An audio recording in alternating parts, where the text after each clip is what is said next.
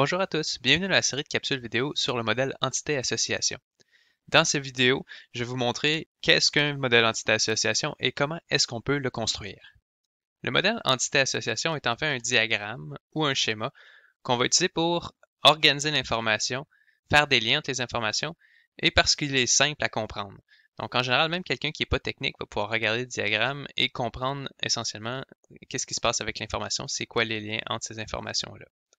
En tant que programmeur ou que gestionnaire de base de données, nous, on va l'utiliser pour organiser notre information, donc les informations qu'on veut stocker dans une base de données. C'est en effet la première étape à la création d'une base de données. Au début, on va créer notre modèle entité-association, ce qu'on voit dans ce module-ci. Dans un module suivant, on va faire la création du modèle physique à partir du modèle entité-association.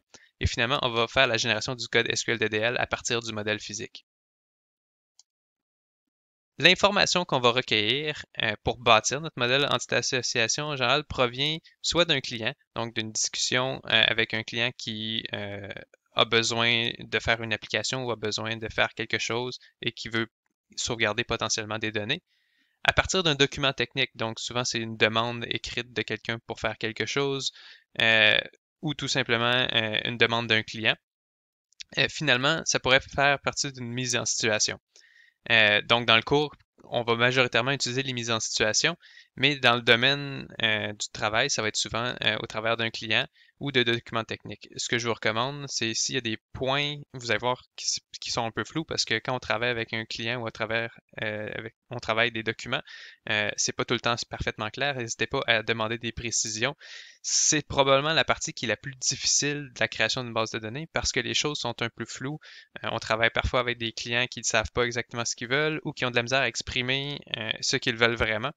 Donc, n'hésitez pas à discuter avec un client et à prendre des notes de vraiment ce qu'il veut parce que c'est vraiment la base de notre base de données pour le futur. Une fois qu'on va avoir l'information ou qu'on est en train de recueillir l'information, on va pouvoir commencer à dessiner notre modèle entité-association. Ce modèle, ça va se dessiner en 6 étapes. Donc, si vous suivez ces 6 étapes-là, vous devriez avoir aucun problème à créer votre modèle. Donc, la première, ça va être définir les entités. La deuxième étape, ça va être définir les associations entre les entités. Troisième, définir les cardinalités des associations. Quatrième, définir les identifiants dans les entités. Cinquième, définir les attributs des entités. Sixième, définir les attributs des associations si nécessaire. Donc, la sixième étape, parfois, elle n'est pas utile, mais parfois, on va en avoir de besoin. Si vous suivez ces 6 étapes-là, vous aurez sans faute un modèle entité-association qui devrait fonctionner pour votre situation. Il faut quand même bien lire la situation. Comme je dis, ça provient souvent d'une source d'information qui n'est pas 100% fiable ou qui demande qu'on aille chercher l'information un peu plus profondément. Donc, vous devriez quand même avoir, en suivant bien ces étapes-là, un modèle qui devrait être correct pour votre situation. Dans les prochaines capsules vidéo, ce qu'on va faire, c'est qu'on va décortiquer chacune de ces étapes-là une par une. Donc, la prochaine capsule vidéo, on va regarder comment définir les entités.